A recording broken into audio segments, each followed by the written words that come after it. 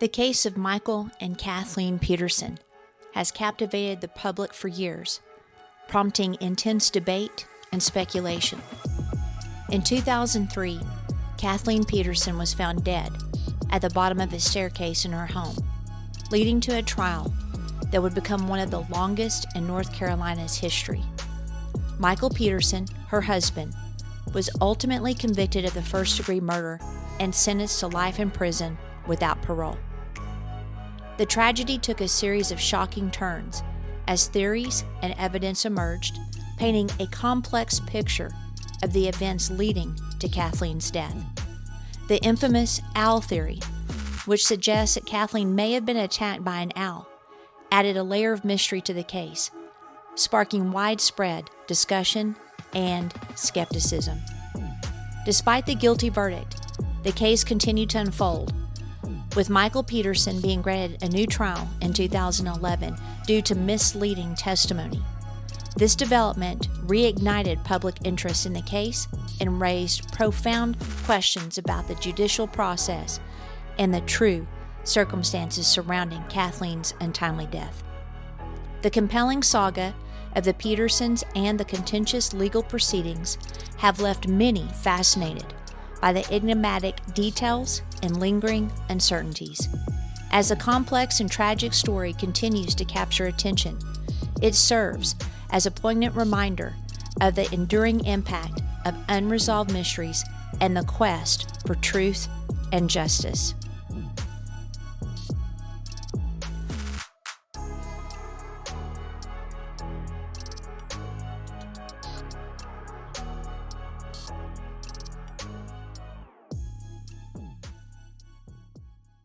All right, we're live. Yeah.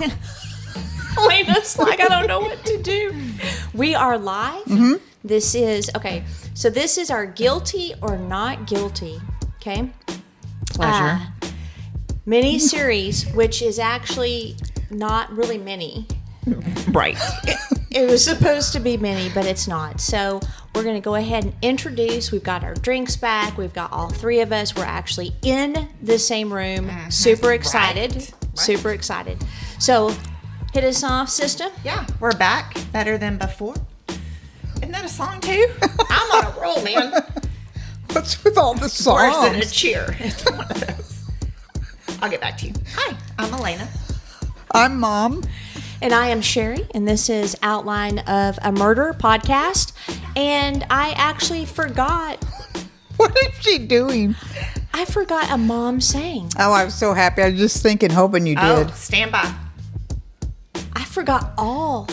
Like any mom saying. You've done that for years. You've got to think of something. Nothing bad. We'll get back to you.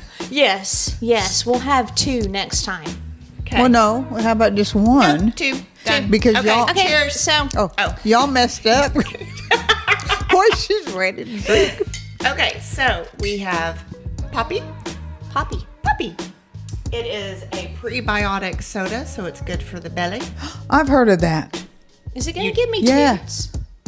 Well, that's up to you and your digestive tract. I have no idea. Doesn't I'm that not happen? a doctor. I can't diagnose. I think that happens to her a lot, though. I have heard about this. Not bad at all. It was orange. It was on the TV last night. Yeah. Mm-hmm. Yeah. Very good. So where do you buy it in case people want to get some? Grocery stores. What else do you need to know? Well, I see why people end up welcome in to prison my for world. killing people. I mean, there is Google. No, I ordered this one. Walmart. Oh, so it is Walmart? Mm-hmm. Oh, when you said ordered, I thought maybe you got it in special for the podcast. So you just went to Walmart, literally? That's what you did? No, I ordered it online.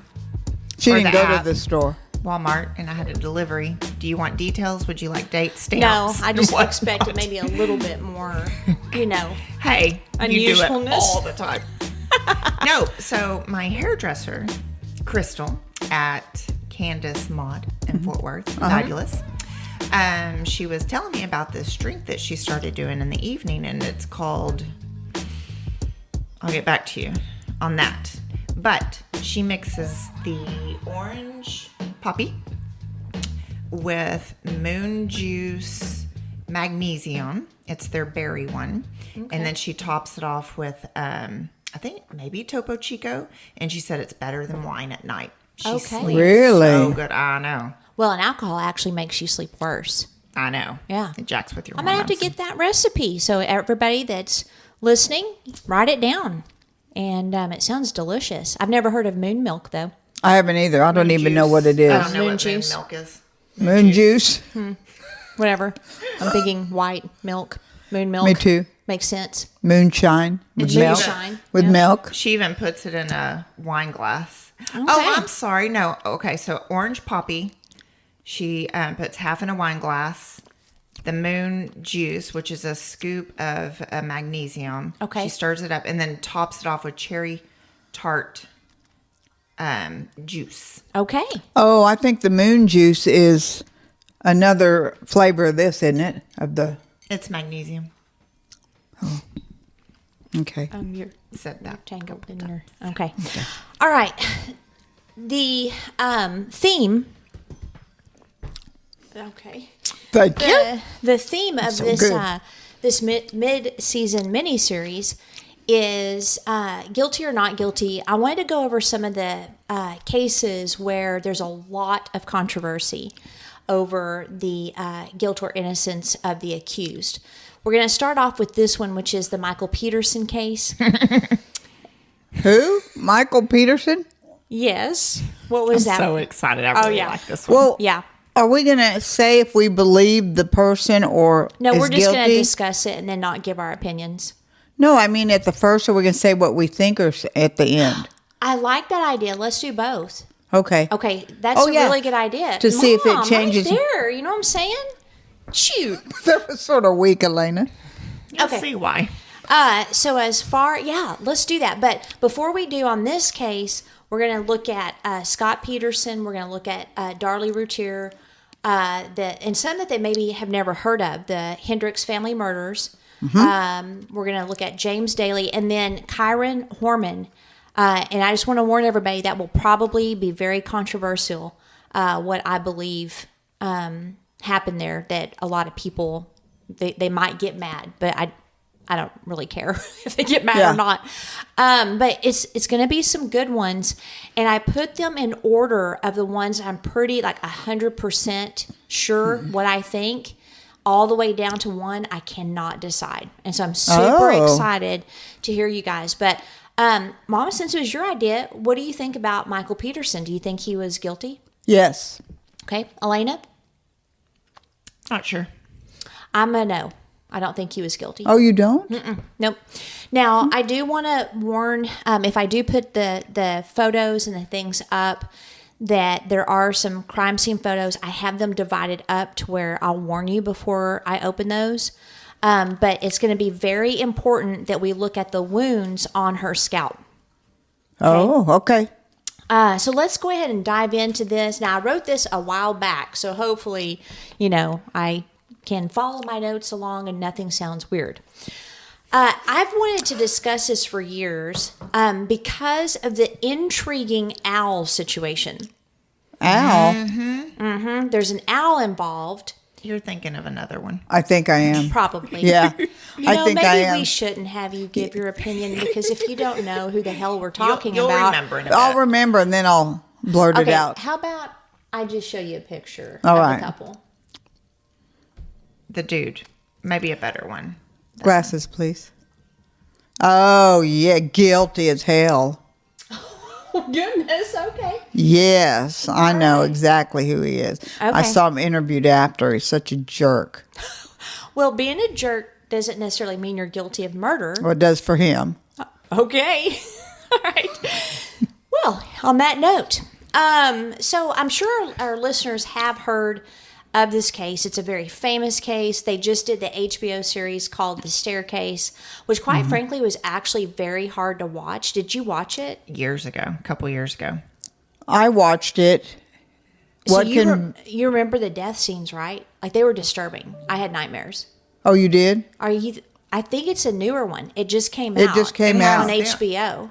Oh, well, They've I had a watched few. Yeah, I watched a documentary. It was called The this Staircase a couple of years ago. This wasn't a documentary. This was like they had the actors. Oh, and they no, were, this was a documentary. Yeah, you don't want to watch it. What is? Okay. Do you want to know why I think he's guilty, or wait till the end? I would just like to be able to finish my Okay. sentence. So, we have the Michael Peterson case. It's gained more attention because of The Staircase on HBO. I just wanted to tell the listeners that if you watch that, the death scenes are very, very disturbing, and they can get to you. Did you watch it, Mom? I did. Okay, so And you were fine. You slept like a baby. Yeah. Yeah, I didn't. Slept like a baby. No, it was disturbing.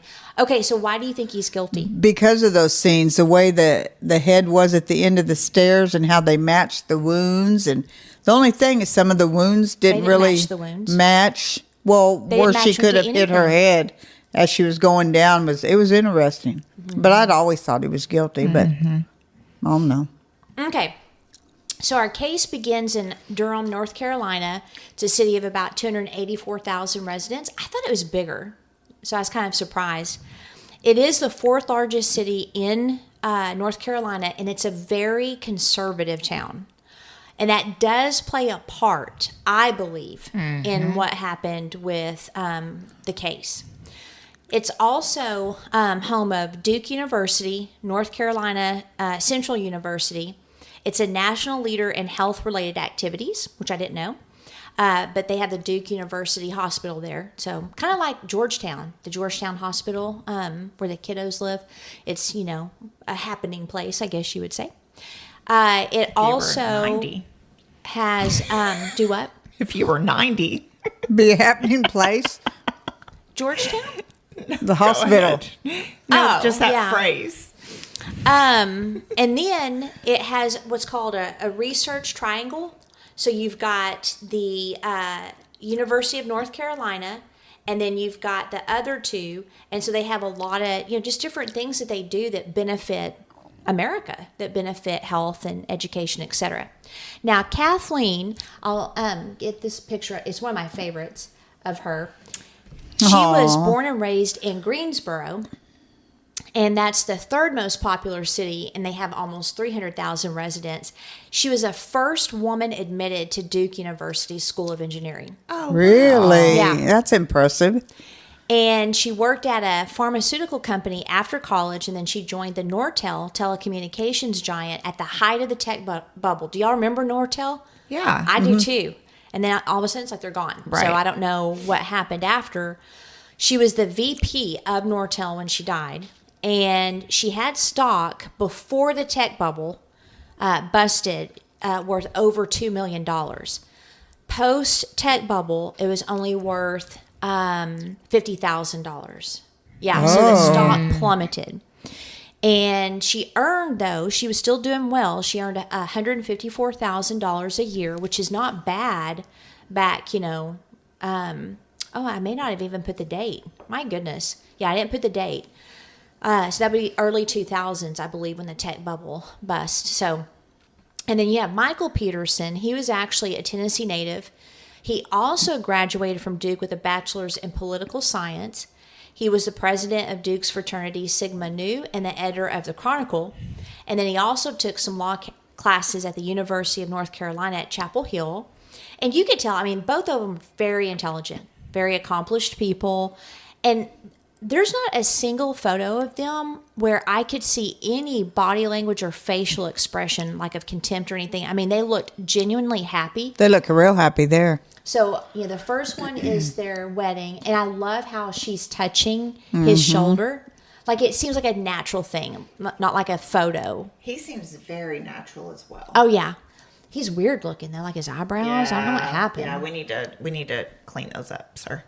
And then, of course, him, and you've got the turkey going on right there. And then this is another one of them. And then they had a rather large family because of different circumstances. So this is all of them with, it looks like just one of the sons. Mm-hmm. Yeah. And then these two daughters, I believe, on this side are actually from their friends that died in Germany. And so we'll get to that. Yeah. Yeah. But he took custody of them. So there they are, the entire family. And it doesn't look like that photo is much before, she died. Right. And then you have their house. Their house was huge. We'll get to that in a second. But they just seemed like a very close-knit family. They did have, like some family problems. One of the sons got into some legal trouble, which I think we go over in the show notes. But in 1965, Peterson married a lady named Sue, and they had 2 children, which are Clayton and Todd. So that's the boys. Clayton was living with Kathleen and Michael at the time of her death, and he was a troubled young man. He tried to bomb the main admin building at Duke where he was a freshman. Wow. Yeah, at the Pratt School of Engineering there. And so he served 4 years in prison. Why does it say why he did it or was trying to do that? Bad grade, just angry, I don't know. Wow. Yeah, I have no idea. When I'm shaking my That's a head, good Mom, question. that means I don't know. That's okay. Ask your questions. Well, she did. I'm like, no. And she's like, for anger or anything? Well, no. I Maybe don't jog know. your memory. I'm just giving you a rough time. I'm used to it. That's okay. Yes, you do get a lot of flack. So I'm thinking that he was probably freshly out of prison for him to still be at the house. Mm-hmm. And then in 1968, Michael volunteered for the Marines. Oh. Served in Vietnam. He was honorably discharged after 4 years when a car accident left him disabled. He and Patricia lived in Germany for many years, and Patricia was an elementary school teacher at an American military base. And I guess, from what I could find, he did not work during that time, but he started working on his novels because he was a novelist. Mm-hmm. And they became very close friends with a George and Elizabeth Ratliff. So you'll hear of Elizabeth a lot. I'm sure you guys remember her in the case. And then their 2 children, Margaret and Martha. And this relationship is going to come back to haunt him later on. But for the moment, both George, who was a military man, he died in Grenada eventually. And then Elizabeth also died, leaving Margaret and Martha orphans. So Michael raised the girls like they were his own daughters. And it makes you wonder, like, were there not grandparents? Or were they too old to take care of the granddaughter? Like, to me, it had to have been a close relationship for someone to entrust your daughters. Oh, yeah. Like your children to you. Yeah. I mean, there's only 2 people that I could think of that I would have been comfortable raising Kent.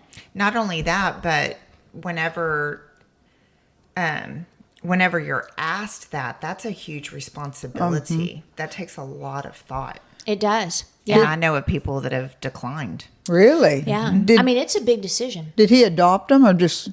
That's a good question. Probably legal reasons he would have had to, I bet. I'm thinking so. Mm-hmm. And their last name, it is Peterson, so oh, yeah, I bet. In order to get that, you have to adopt. Mm-hmm. Yeah. And that's them, the 2 on the right Yeah. here? And by the way, in the HBO staircase, the people that played them, like, they look like them. Like, it's disturbing. It was hard to match Michael Peterson's face because he's so weird looking. But like Kathleen, her character, but the girl that played her, wow, she could have been her doppelganger. The one with the glasses. Yeah. And then the one at the front over on this side in the pink shirt, that is Kathleen and Michael's daughter. Mm-hmm. Or actually, it may be Kathleen's daughter. I think I get into it. I think it's her daughter. Yeah, because she had her from a previous marriage. I think so. Yeah, you're right. Yeah. So they're basically they epitomize a blended family. Mm-hmm. That's for sure. But they seem to get along really, really well. They'll look happy there. Yeah, yeah. And you can kind of tell, too, that they seem to have, like, a good sense of humor, like in a lot of the photographs. Eventually, Peter... Wow, I guess I needed to put my phone on silent. Wow, okay, here we go. Let me just go ahead and put this on Do Not Disturb. Mom's the only one that got that. So Patricia and Michael, they divorced. And from what I can tell, Patricia continued living in Germany with the boys for a while. And then Michael returned to Durham with the girls. Oh. And That's that was in strange. 1986, yeah. And then eventually the boys did move to Durham to be with their dad. And Patricia ended up back in the States as well. And her and Michael seemed to get along. I mean, they had several phone conversations. They would discuss the boys. When they needed monetary help, they would discuss it. And she even was by his side the entire time he was on trial. She basically moved in and took care of all of them while they focused on his defense. That's amazing. Yeah. I love that. Yeah. And then while Michael and Patricia were estranged, and in the same year he moved back to the States, he met Kathleen. And she was married at the time. They moved in together in 1989, and they dated for 10 years while waiting for their divorces to make their way through the courts. What? 10 years? 10 years. I'm like, why would a divorce take 10 years? So Had to be fighting or something, right? I don't know. I mean, mean- maybe on her side, and if Patricia's still in Germany, maybe that Right. made things. And then the kids, But maybe? 10 years? So Wow. yeah, they dated for 10 years. And they married in 1997 after they were finalized. And then Kathleen's daughter, the one in the pink, she moved in. Her name is Caitlin. She moved in with the now very blended family. So Kathleen, she was an executive, but also a socialite. So she loved parties and visiting and the arts. And so in their house, which is gorgeous, she would often host gala receptions, for local dance groups and art groups. And the home itself was worth $1.8 million. So it's a nice home, but it looks like it's an older home. Mm-hmm. So there's different, in older homes, they're not as open, and there's lots of little cubby holes and rooms and things like that. So Is that reporters or is that one of their get-togethers? That's reporters, Wow. 3 fireplaces. Mm-hmm. Very nice. yeah. Oh, yeah. It 3. looks gorgeous. Mm-hmm. Yeah. I like all the windows. And this, she would do all of this after a full day at the office. No. And being a VP, being an exec, that is not easy. It's not 8 to 5, for sure. Yeah. And I mean, and her job was becoming increasingly demanding at the time as well because of the tech bubble bursting. So that is, their stocks have plummeted. I mean, if you go from $2 million to $50,000, you can imagine the hit that this company took. She's a VP, so it's very, very stressful. But Michael said that she was immensely funny, intelligent, warm, and just so quick.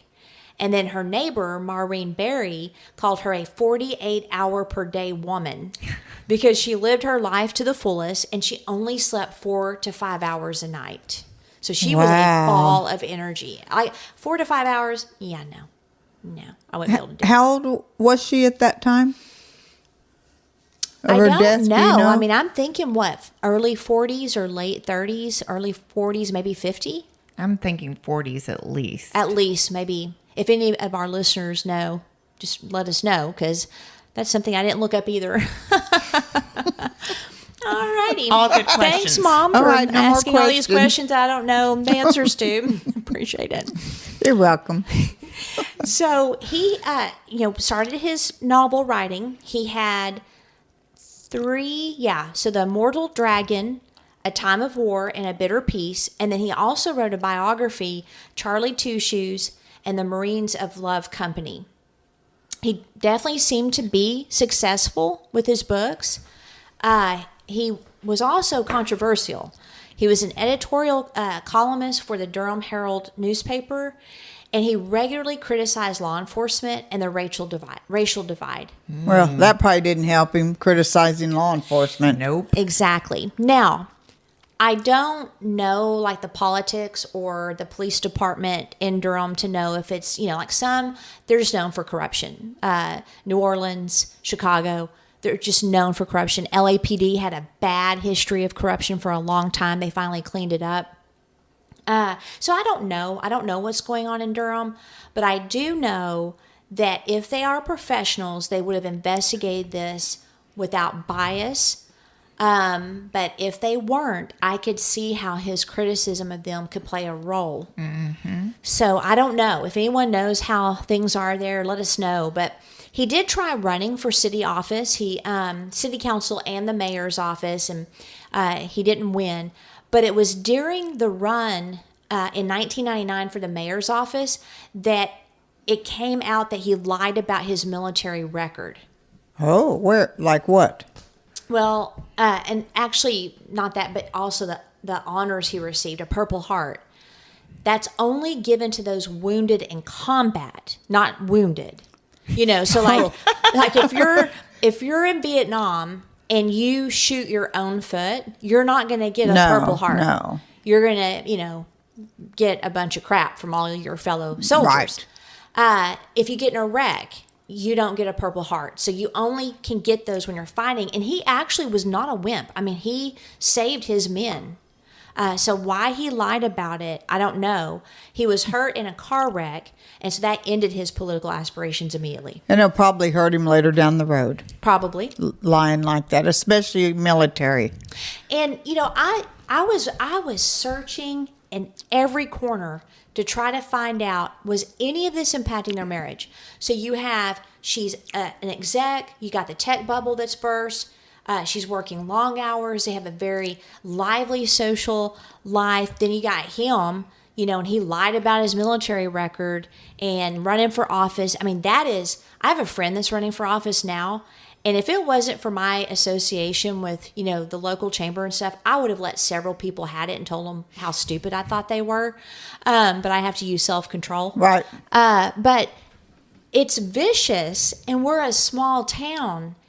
I can't imagine, the stuff that she would hear, and especially when it came out they lied. But I couldn't find a single negative thing about their relationship. Not a single person said anything negative about their marriage. There's always something.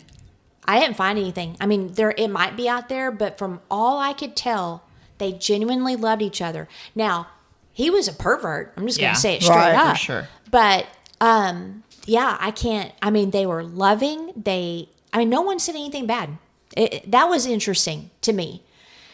Now, they were also extremely intentional on how they parented. And what I mean is they used communication as a tool, and they created like a really warm atmosphere for the kids to grow up in. So Margaret and Martha called Kathleen mom. And that can be tough. Like, you've got their mom that's passed away, right? And their dad. They're adopted by Michael. He goes through a divorce. They lose that mother figure. And then Kathleen comes into the picture, 10 years, waiting for them to get married. But they called her mom, and they loved her to pieces. I wonder how old they were when she came in the picture. Let's see, because they would have been little girls. So they were probably adolescent, I'm thinking, whenever they started dating. So at that one looks younger for sure. Yeah, the one in the white. Mm-hmm. Yeah, because I could see it'd be a natural next step to call her mom if you're very young, right? Well, they didn't. Well, maybe, I don't know. And they did live together before they married. It was a 10-year process. So if they were, I could see if they were younger, like in adolescence when they met, which they would have probably been, because when he moved here, he immediately started dating her. And especially as warm as she is and welcoming and loving. Yeah. Yeah, I could see that for sure. Okay. Let's see. So obviously Clayton, with the whole, wanting to blow up the building thing, had his problems. Kathleen had started complaining a little bit about the job stress. She was feeling it. And they also had credit card debt on top of college bills. And, the colleges they were going to, they weren't cheap. Right. And they also had where, especially the sons, they just didn't seem good with money as far as the kids. Like, it seemed like one of those things where the kids would rack up bills, or they would, want to go do something. And then, the parents are trying to get the money to them and trying to find ways. And so from what I understand, Kathleen and Michael were tapped out. And so he had been talking to their mother, Patricia, on like, okay, what can you do to help out? I believe it was Clayton, if I'm not mistaken, but it might have been the other son. So there was definitely a lot of debt. And so people point to that as a motive. And I think it was Patricia, if I'm not mistaken. She had actually mortgaged her home once to pay for some of the kids' stuff. Was that the younger boy? Some reason it keeps popping in my head. Was there a bout with drugs with him, the one that blew up? I don't know why I keep thinking that. Because I know, like in the staircase, he did seem either he was on prescriptions, something, or he was drinking. Like there was something. Like he was definitely struggling. But I don't know if they ever like came out that he was on drugs or drinking. Do you remember from the documentary if they say anything? It was years ago. Okay. Yeah, I don't remember, but it just seems it keeps popping in my head that it was something. What's also interesting is every kid except for Caitlin, her daughter, stood by him the entire time. They did not waver. Oh, except her daughter? Yeah, they did not waver. Okay, now I'm going to use air quotes for the word murder. Okay. Because I'm not convinced the evidence supports murder, but we're gonna dive into it. But we need the timeline. This is gonna be very important. Would you like some paper so you can take notes? Nope, I'm good. Thank you. Yes. Oh, Pen. I don't know. I don't have a pen, and I'm trying to do a podcast. Well, you offered the paper. I mean, I was kidding. I didn't expect you paper to, and pen. To take me up on that. I'll need that back when you're done, too, Okay. because it's notes for another episode. Okay.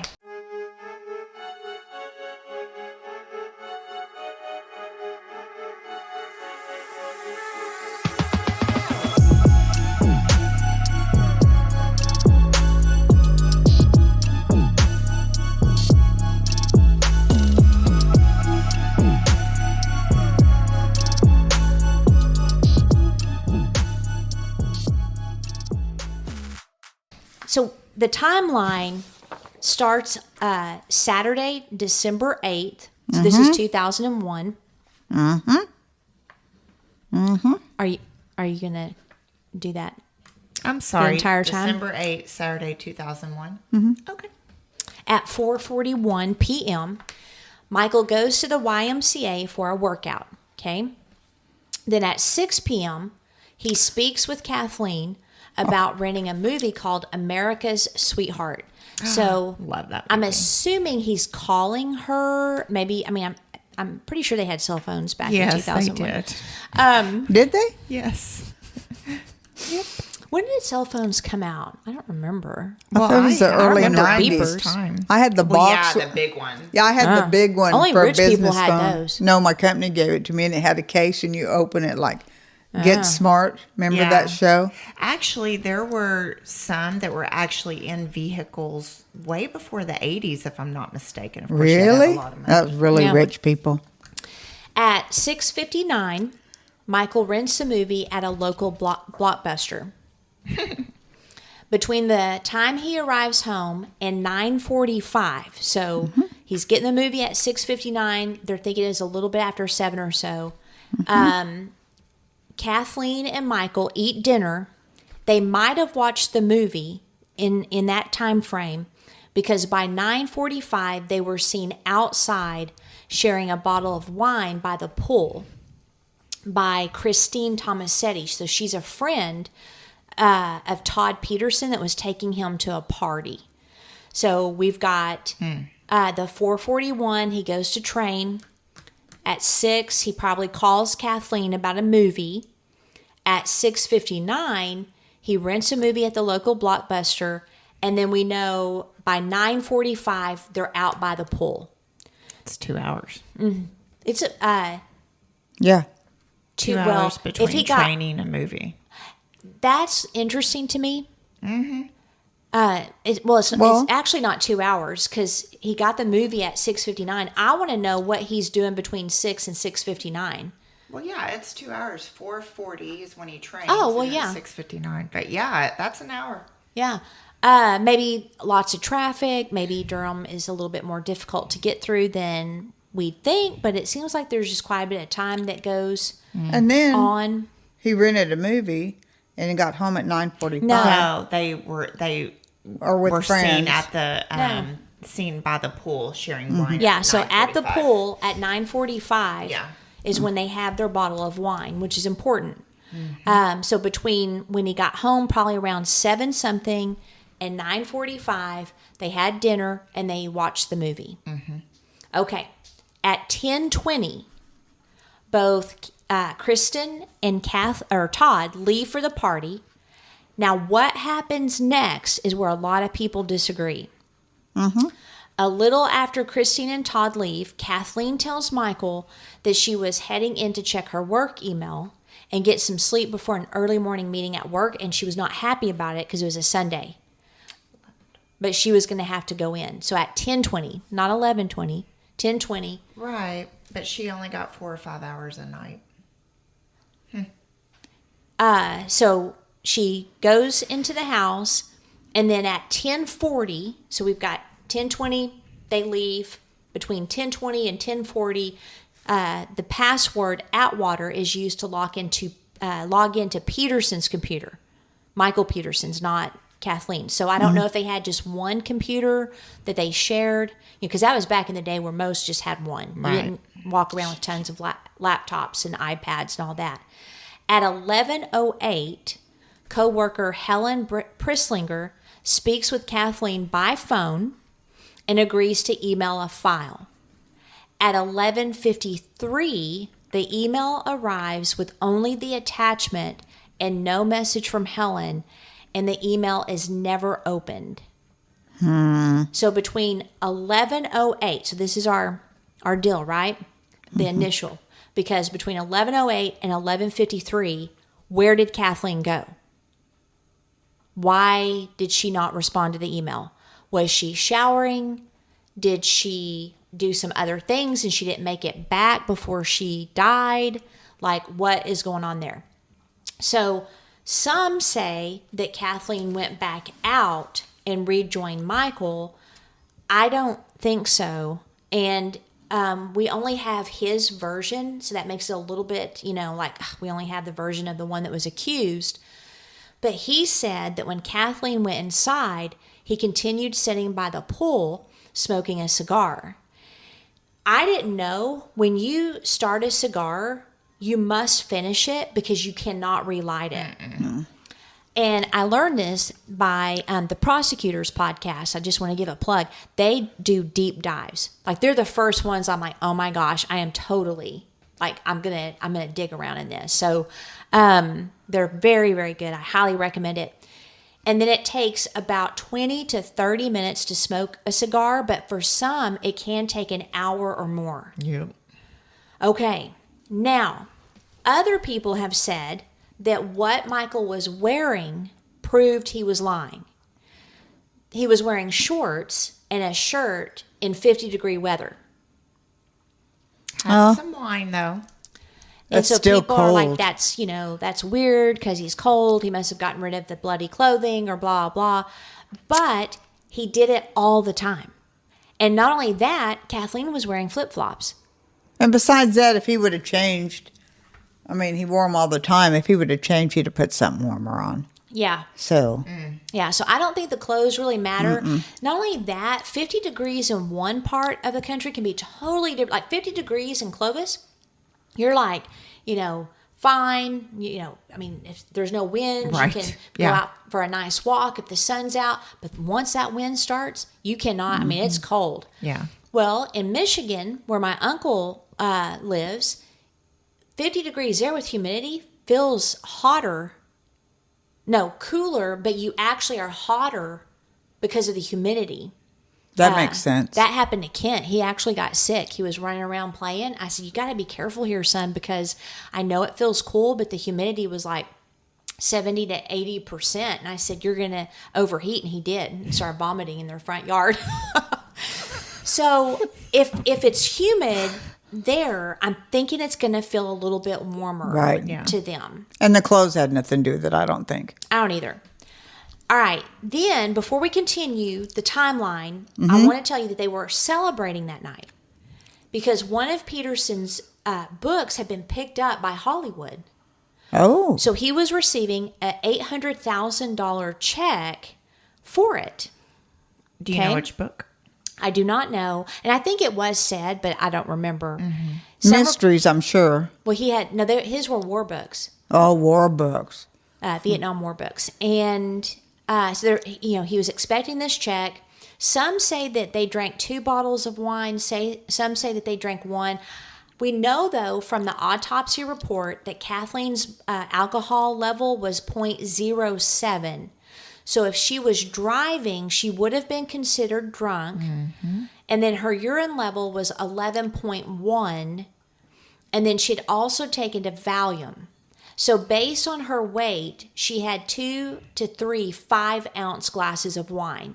Now, I know it really depends. Like some wine, I can just have 3 to 4 ounces. And I always, tell people when my eyes feel weird, I'm done. Yeah. And so after 3 to 4 ounces of some wine, sure enough, I'm like, nope, I don't, my eyes feel weird. I'm not going to have any more. Others, I can have 2 glasses. Yeah. And I don't feel anything at all, or I might start feeling a little bit weird. And so that's when I quit. She may not have because she was going up to work. And, she's going to do the email. Yeah. That's right. So she couldn't have been too impaired. And I think they loved wine. I don't think they were novices. I think they drank. I remember that in the documentary. Yeah. So they probably, you do build a tolerance. Yeah, you And so do. they might have had a really good tolerance. But just so people know, she did have 2 to 3 glasses and she did take a Valium. So either way, I'm thinking it's going to cause a little bit of a loopy. For sure. And did she take the Valium so she could get to sleep earlier? Because if she only slept 4 to 5 hours and she's going to bed early, it's really not that early though. It's 11:08 when she talks to her coworker by the phone. By the time she showers, by the time she gets ready for bed, it's going to be, close to midnight. If she gets up super early, she still would have gotten very little sleep. But anyway, all that to say, she definitely had some wine and Valium. Okay, now back to our timeline. So we have 11:59. Then at 2:30-ish, we don't know the exact time, Michael heads inside. Mm-hmm. And that's when he finds his wife still breathing at the bottom of the staircase. He immediately calls 911 at about 2:41. We do know he was messing with her body, meaning he was trying to get her to come back to consciousness. He was checking her. I don't think he started performing CPR. So between 2:30-ish, let's say that he comes in around 2:30 or 2:33 or 2:34. We've got about 7 minutes before he calls 911. But they've found out that because he would have to walk from the pool to inside the house. He sees his wife. He starts trying to, what's going on here. Then he calls 911. So if we take in the fact, because it's a huge house, it's a huge yard, the walk and him calling, he called immediately. Yeah. He wasn't messing with her in any way. He comes in, he sees her, he's probably freaking out. Then he calls 911. Also, I would love to know how long it took him to get there, but they did sound tests to see if they could hear her screaming. Yep. You could not hear anything by the pool. It didn't matter what they did, even in the front yard. If she went into the front yard and screamed, you would not have heard it. That's how big this house is. But as hurt as she was, who knows if she was even capable of screaming? Maybe not. Right. But I'm thinking if you're being murdered, you might be screaming. But I say that to say that if some people have said there's no way he would have not heard her. Right. No, he wouldn't have heard her. They tested it. So if he was in the backyard by the pool, he wouldn't have. Okay, now I've got this diagram here. Let me see if it'll come up. Hold on. When you said that he was messing with her, when they arrived, did he have blood on him? He had blood all over him. That's what I thought. Okay. Yeah, but the blood evidence is what seals it for me, and why I think I know who killed her Get that? Who killed her? Anyway. Okay. So I've heard his, and I forgot to bring it up, but you guys can find it. I heard the 911 call. It is one of the most genuine I've heard. So if you go to Murdoch, Murdo, I have no idea what his name is. If you go to him, Murdoch. It is ridiculous. I'm like, okay, first of all, you're not very good. That was sort of obvious. But he immediately, this is one of the things they look for, he immediately gave the address. If you've killed someone, you don't. That's it, and this may be controversial, but that's why I don't believe Patsy Ramsey killed John Bonet, because she immediately gave the address to get them there. Even if she wouldn't have, I never thought she was guilty. I never did either. Ever. The whole thing was everybody was freaking ridiculous. out over Patsy. But so he did that. He you can tell he's panicking, he's upset, but it's not over the top and it's not too little. You can tell the dude is freaking out that he just found his wife. So, again, find it. I think the prosecutors played the 911 call and they analyzed it. At 2:48, so he calls them at 2:41. At 2:48, the paramedics arrive. They find Peterson sobbing and then cradling his wife. Okay? So he's got her in his arms. Todd returns home at this point. Can you imagine? So he pulls up, there's cop cars everywhere, ambulances, flashing lights. He goes in and he sees his stepmom in the condition that she was in, and it was disturbing. Then at 3, so we got 12 minutes later, police and detectives arrive because obviously something's up. So you have paramedics first, then you have them. And at 3:24, they secure the scene, and they're thinking this is foul play. 3 what? 3:24. So right off the bat. Oh yeah. Now here's where I get a little suspicious of Michael.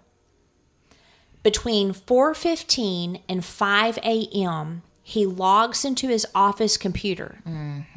What is he doing? Erasing photos, messages. He didn't erase photos. No, you're right.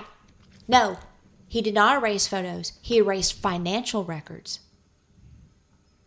He Why? didn't erase the photos. They found all of them. I right. Well, so he's smart enough to know that they always look at the spouse first. He doesn't want them to think that was a motive. Don't you think? I would think that the gay porn might be a motive. Yeah. Just saying. You know, it's just weird. That's what I would erase right away. And I'm sorry that I just don't think that I would go to my computer and be on it for 45 minutes. Unless he was like emailing friends and family on what had happened to get them there. But that is the one thing that bothers me. And they do know that he did erase the financial records, but like the prosecutors brought out, why didn't he erase the gay porn? Like that would be a motive as well. Like it doesn't make any sense because you could say that she discovered that he was gay and they had this huge argument and she threatens a divorce and he lost his temper. Well, okay, she knew because the claim was that she knew about that. So that may be a reason why he didn't think to erase that. You know, that's a good point because I'm not sure she did know. Right. But if she did, he wouldn't have thought to erase that. I thought she told a friend that she knew. I couldn't find that anywhere. And besides, why would you do financial unless you were hiding something that you were stealing? Maybe. It had to be something. I feel like he didn't want them to assume that finances were a motive. Or maybe he was very private with their finances and didn't want people looking through their stuff. Or very proud and he didn't want anyone to know they didn't have money. Yeah. Actually, they had $850,000 well, yeah, coming. but for she made a good living. the debt they were in. But what is interesting about their financial situation is they were not hurting. So even though they had all that debt, they were able to pay all of their bills. And so what they had discussed on that check that was coming is to maybe pay off the house or most of it and a couple other things. So, well, he did it for a reason. There had to be a reason. Well, I know. It's just I haven't been able to figure it out. You know, but it could be he didn't want them to think that, you know, that was a motive, or he was private and he didn't want people to know his financial records. But your wife is dead at the bottom of the staircase and you're on your computer. So it's just a little bit weird. For that long, too. Yeah. And then he phoned his lawyer at 5 a.m. And so his attorney arrived at 5:20. That doesn't bother me at all. I would immediately call my lawyer. Yeah, and plus 2 hours before that, they had already suspected foul play. I'm sure it was very apparent. Yep. Now, from what I understand, Kathleen died shortly after the 911 call. And so Michael actually called back 6 minutes later to say that she had died and to please hurry. So she was alive the first call, and then, you know, they're still not there. He calls him back like, please, she's just died. It took the paramedics 8 minutes to get there. Oh. Police got there at 3. Yeah, the paramedics got there at... Police, paramedics, and detectives. The paramedics got there at 2:45. Yeah. He called at 2:41. Yeah. So he's got, 6 minutes he waited, and then she died in that 6 minutes. So he's trying to get him to hurry. So he called him back. Now, let's dive into the autopsy, and then I figured we were going to have to split this into a two-parter, but I wasn't sure. Okay, this is where it's going to get into the crime scene, Elena, so you probably do not want to look at the computer. Let me pull these up real quick. Okay, so this is a side view, right, of her at the bottom of the staircase. You see her hands there, and then here she is. So you see quite a bit of blood, right, obviously by her head. On the wall. And on the walls. And then she has blood, etc., on her hands. And waist. Mm-hmm. Yep. And I mean, it's a tremendous amount of blood, but head wounds are like that. It goes everywhere.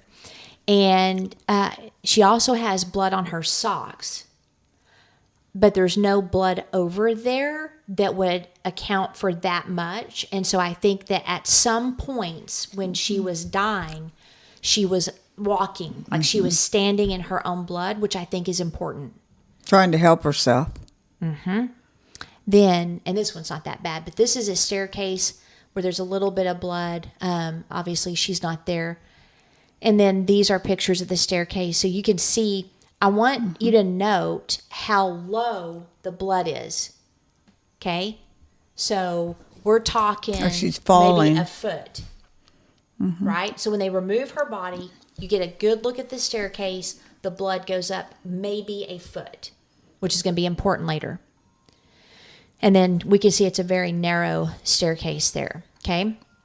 So I want you to take note before we get too much deeper, but take note of what the wounds look like. Yeah, like someone hit her. Not to me. Really? They look like someone hit her. And then we do have different woundings and things. It's hard to see everywhere, but the main was the head. Okay. And so what she died of was actually blood loss. She did not die of blunt force trauma. 2 of those wounds looked a lot alike, if you notice that. Okay, we're off the crime scene. Oh, okay. I was letting you know. Oh, okay. Okay, so things are about to get weird. The autopsy report detailed a healthy 48-year-old victim who sustained several deep lacerations on the top and the back. So that's what we were looking at.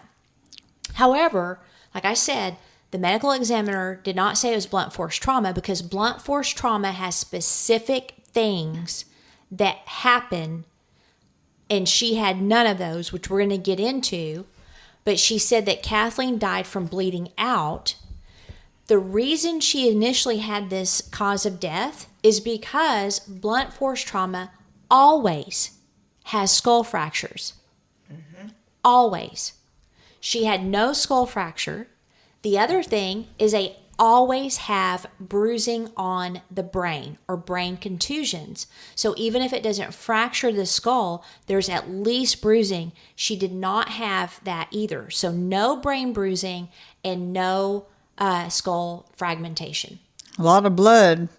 Right. But it's a head wound. Of course you're going to have a lot of blood. Like when our two dogs, one of the dogs ripped Sam's ear, it looked like, my patio looked like a crime scene. There was blood everywhere. It's shocking. I still find blood to this day. My shirt was covered with it because he would shake his head and so much blood was coming out. It just sprayed our entire backyard, and that was from an ear ripping. So she's got these wounds that are massive, as you saw, on her head. She's going to bleed out everywhere, everywhere. So that, the blood doesn't bother me as far as the cause of death. I agree it was sanguination, but what does bother me is later the medical examiner was pressured to change the cause of death from blood loss to blunt force trauma, even though she had no signs of blunt force trauma. There wasn't even bruising. I mean, they're nothing. Going by the wounds and all the blood, and it led to the death. The ME also did not think they were caused by her falling downstairs.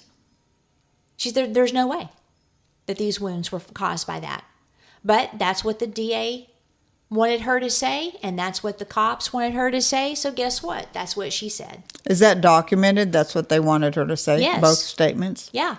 So they made the ME change her conclusions. They pressured her to do it, and so she did.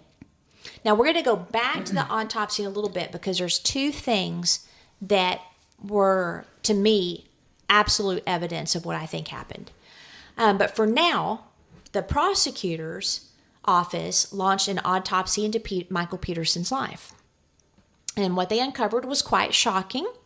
I'm not, again, sure what Michael was doing on his computer when Kathleen was dying that morning, but prosecutors collected electronics and other potential evidence using, a search warrant, because, you have to look at the husband right off the bat.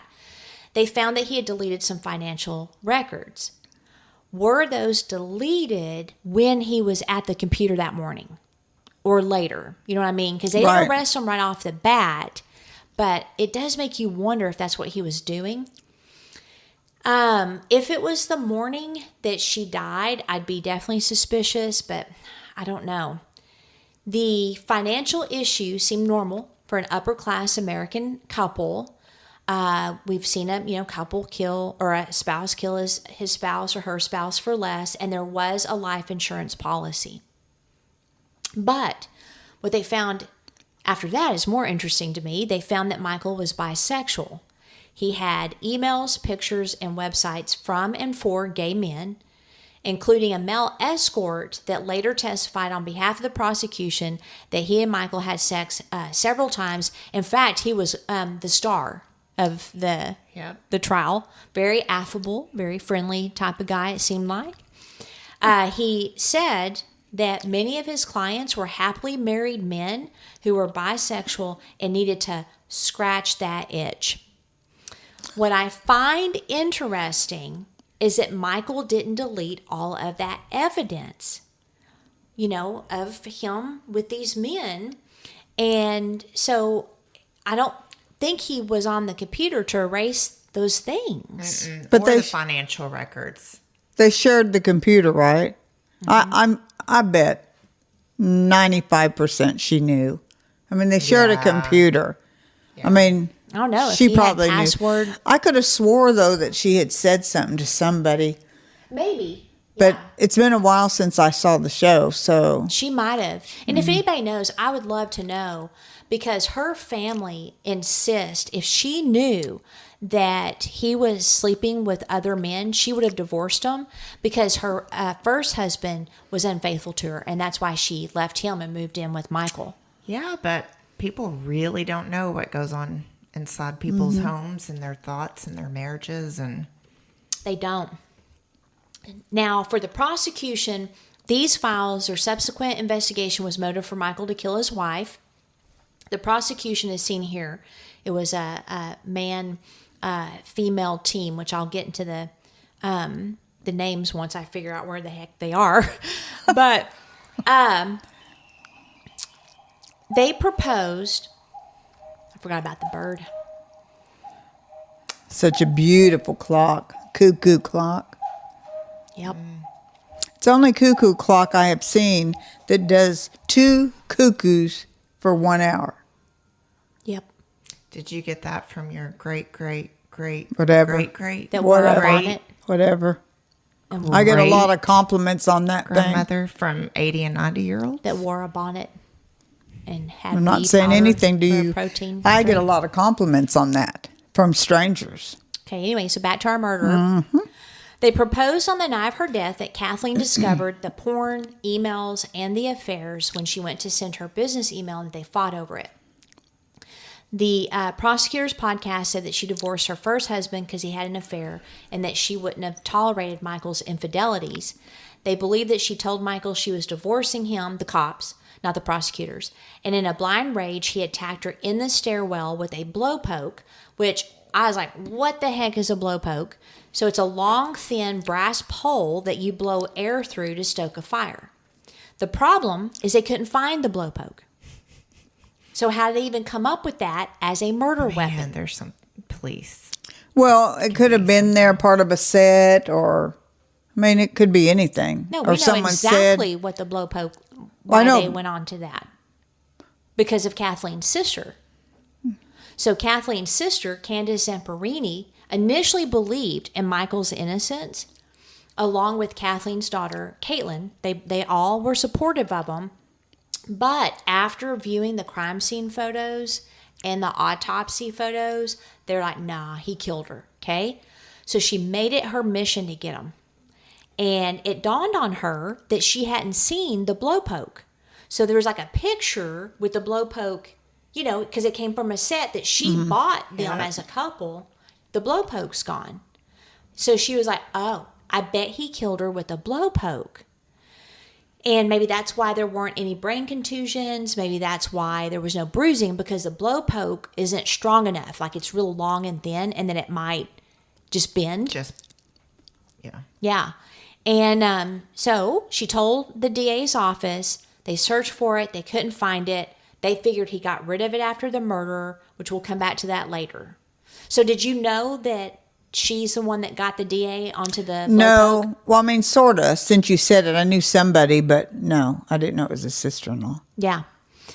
Now, what I want to do is I want to stop this episode here because I want to get into the blood splatter, I'm going to say analyst loosely, because I think this guy made up crap.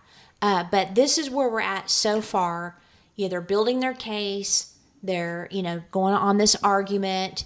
And, man, I would love to know if Kathleen knew, because I searched high and low trying to find anyone that could say that she knew that he was sleeping with men. Because, like you said, no one knows what goes on, behind closed doors. Would she have been okay with it because they were men? That's what I was thinking whenever you said that she divorced her first husband because he was unfaithful. And I thought, well, this is a different gender. It is a different But gender. the kids were younger, too. So when you're younger, sometimes you put up with a little less than when you're older. That's true. And, I mean, they shared a don't. computer. No, you don't. Good. I'm glad you don't. Her But daughter was young when her first Yeah. husband was unfaithful. yeah, so as Kathleen you're got saying- older, I see. you Okay. might Maybe she maybe was. I mean, they if had she a good loved being life. tolerant, the yeah. kids, her Or career. she was part of it. They You were never know. financially. I couldn't find any evidence she was part of it at all. And she may I not don't have believe she was. told anybody because she's very private too, and Well, it'd no, be I mean, she was a embarrassing. socialite. Well, yeah, but even if you're a socialite, you're not Yeah. going to go tell neighbors your husband's Bisexual. sleeping Yeah. with men. Yeah. I think she knew. We'll look it up in a little bit. Maybe. So it's an extremely interesting case. Very. So let's do a check-in. Where are you at now? Are you still like 100% guilty, or do you have some questions? 100% guilty. Elena? Now that I remember the case more, not guilty. Yeah, I think he's not guilty too still. Okay, we'll take a break and then get into 2. Man, I hope my boy...